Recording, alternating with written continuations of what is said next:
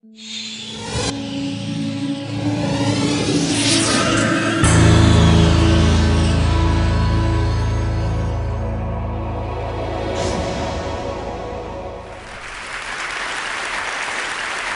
think that the most profound and life-changing experiment that I've done is my most recent experiment, where I spent a year trying to follow all of the rules of the Bible, the year of living biblically.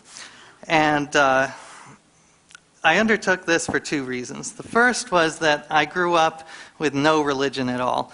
As I say in my book, I'm Jewish in the same way the Olive Garden is Italian. So, not very. But I've become increasingly interested in religion. I do think it's the defining issue of our time, or one of the main ones. And I have a son. I want to know what to teach him. So I decided to dive in head first and try to live the Bible.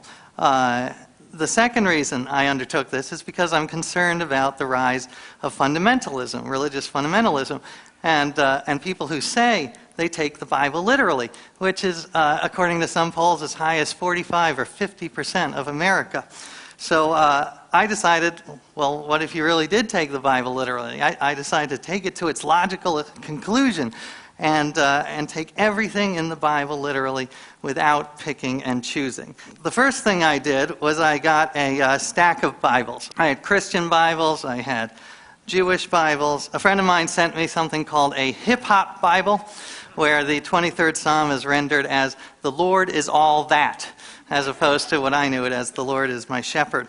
Then I went down and I read several versions, and I wrote down every single law that I could find. And this was a very long list, over 700 rules. And they ranged from the famous ones that I had heard of, the Ten Commandments, love your neighbor, be fruitful and multiply. So I wanted to follow those. And actually, I take my projects very seriously because I had twins during my year. So I definitely take my projects seriously. But I also wanted to follow the hundreds of arcane and obscure laws that are in the Bible.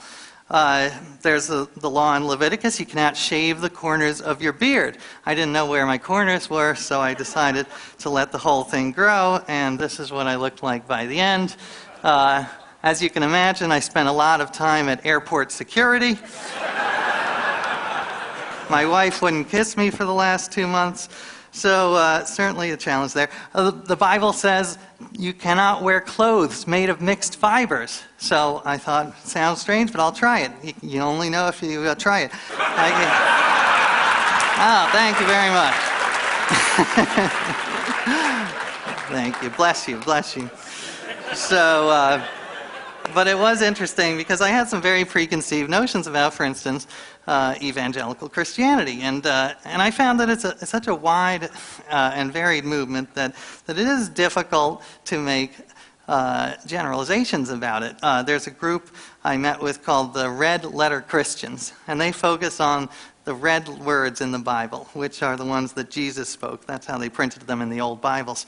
And their argument is that Jesus never talked about homosexuality. They have a pamphlet that says, here's what Jesus said about homosexuality.